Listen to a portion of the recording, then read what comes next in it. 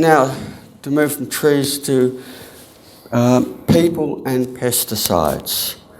And this is, for me, a very important issue. This is actually my second book. My first book was called The Myths of Safe Pesticides, and I'll go through some of these myths to debunk the so-called regulatory science around pesticides.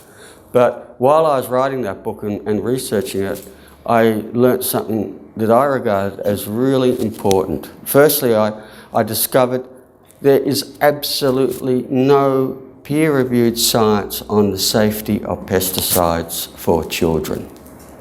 And as I further investigated, I actually realised we have hundreds of very good scientific papers that actually show there is no level that is safe. No, zero is the safe level.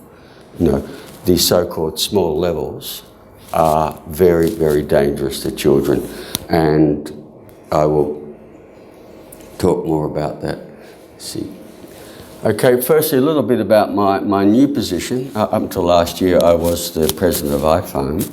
Now I'm involved in a new organisation called Regeneration International, and we're looking at farming systems food and farming systems, I'd like to say, because we really believe that we need to reconnect consumers and farmers, connect food and farming instead of having long supply chains. But also we want to look at regenerating and stabilising climate systems. We're actually promoting how farming and organic farming is where we started to promote how that can actually both mitigate and adapt to climate change by building up soil organic matter. And then the other really important issues for us are the health of the planet, people, communities, culture, local economies, democracy, particularly at the moment with some of our so-called democratic leaders we're getting around the world.